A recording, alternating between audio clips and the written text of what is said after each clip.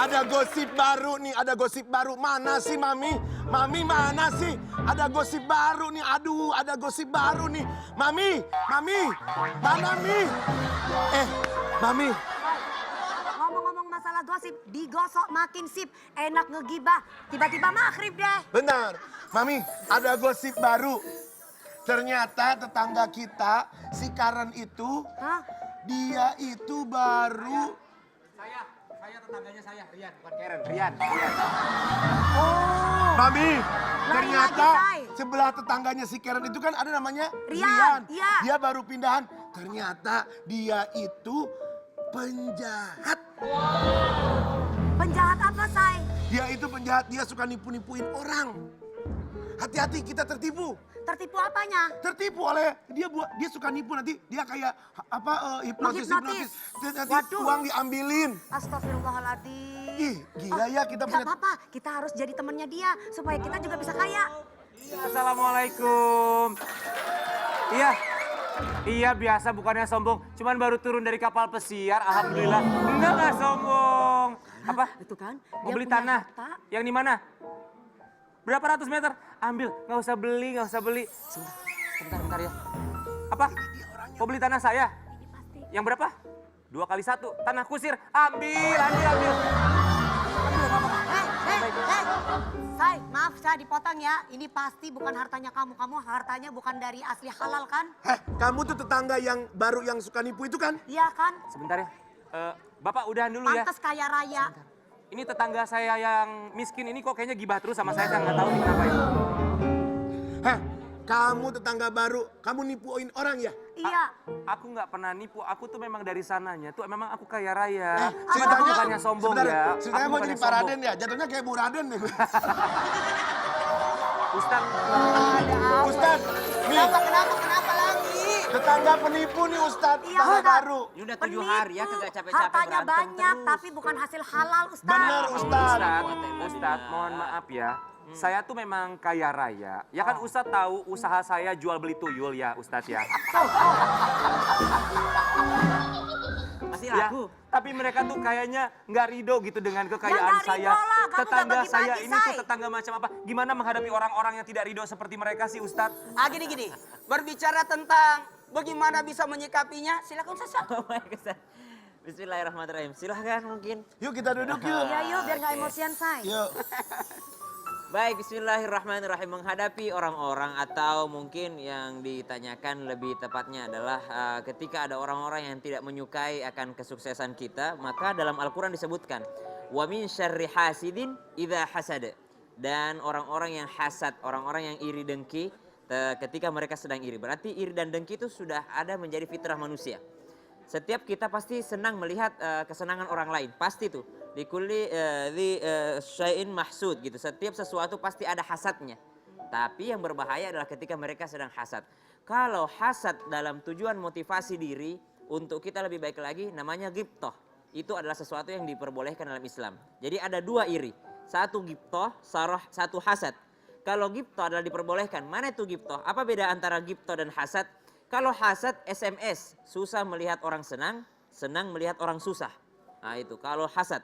Tapi kalau ghibthah adalah ketika ada orang yang sukses, kita ingin seperti dia dan kita mencari cara supaya kita bisa seperti dia. Kita mencari cara. Misalnya sukses tadi jualannya gitu kan. Nanya, gimana sih ngumpulin tuyulnya di mana gitu, nyarinya di mana gitu. Ngumpulin ini di mana biar bisa sukses gimana, cara bisnisnya gimana. Kita mencari cara supaya seperti dia. Nah, itu namanya ghibthah, iri yang diperbolehkan. Atau ada orang yang bahagia, kita cari cara bahagianya, bukan berusaha menghancurkan kebahagiaannya. Tapi kita cari caranya, kok dia bisa bahagia, aku enggak. Maka iri yang seperti ini diperbolehkan. Boleh kita menghadapi orang-orang yang tidak ridho dengan kita dengan cara apa? Ya orang yang tidak menyukai kita tidak butuh penjelasan kita karena mereka akan tetap tidak menyukai. Tapi orang yang menyukai kita juga tidak butuh dengan penjelasan kita karena mereka sudah terlanjur menyukai kita. Maka tidak usah jauh-jauh untuk menjelaskan diri kita. Setiap kita masing-masing punya kelebihan. Boleh kita iri terhadap orang lain. Namun irinya ini adalah iri yang membawa kebaikan. Membuat motivasi untuk diri kita sendiri. Gitu, Ustadz, Maulana mau tanya dong. Gimana ya caranya supaya kita tuh ikhlas, ridho gitu kalau kita ditinggalkan oleh orang yang kita cintai. Oh, Masya Gini, Allah. mohon izin kepada semuanya Walanabluwannakum bisyai'in minal khaufi wal ju'. Semua akan diuji dengan kehilangan, kekurangan, dan kematian. Dan ketika kita kehilangan, diuji dengan ujian yang luar biasa, ada banyak. Ada teknik yang terbaik. Yakinkan bahwa setiap yang Allah berikan kepada kita, pasti Allah tidak pernah menzalimi kita. Ada orang diuji dengan kehilangan orang yang dicintainya, kehilangan ayahnya. Ini Ramadan pertama ya? Ya kedua Ustadz. Yang kedua sudah. Gimana Mami Dewi bisa menerima? Saya mungkin lebih banyak ke ikhlas kepada Allah Ustadz. Kita belajar dari beliau. Silakan. Iya, saya kan sebagai seorang entertainer ya Ustadz. Jadi saya tidak mau menunjukkan bahwa saya lagi sedih, saya lagi berduka, saya lagi butuh sesosok orang yang bisa melindungi saya. Seperti orang tua bapak itu kan pasti sebagai pahlawan pelindung ya Ustadz. Kalau mungkin ke anak perempuan mungkin lebih berasa gitu. Karena selama ini saya selalu dengan beliau.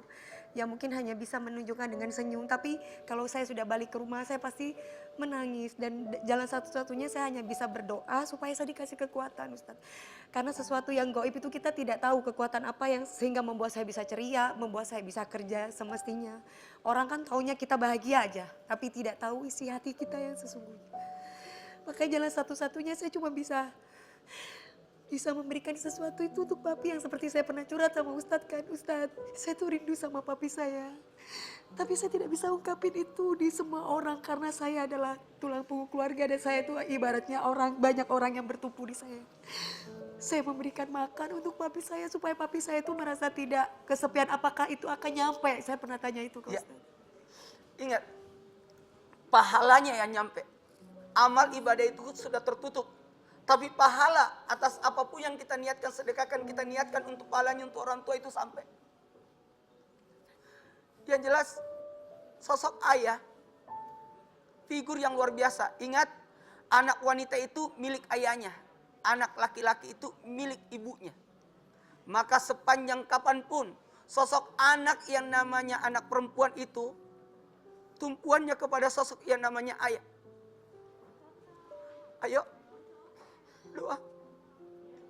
Ya Allah, Ya Allah, atas apapun yang kusedekahkan, sajian buka puasa yang saya siapkan, sajian buka puasa yang saya sediakan. saya niatkan pahalanya Saya niatkan pahalanya untuk ayahku. untuk ila rohe khususon Haji Muhammad Adil bin Sun Abdul Somad. Ya Allah, Ya Allah, bulan Ramadan ini bulan Ramadan ini bulan penuh berkah.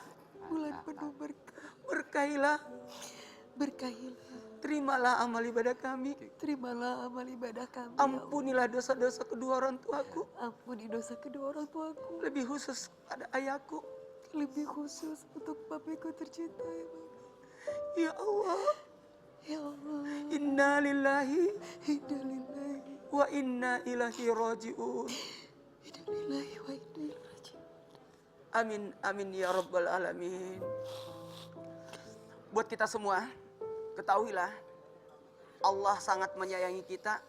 Kemurahan Allah lebih besar daripada kemurkaannya. Mungkin kita berkata, ini sesuatu yang buruk, tapi itu yang terbaik buat kita. Makanya, terimalah atas dan ridholah, ikhlaslah menerima ketentuan Allah.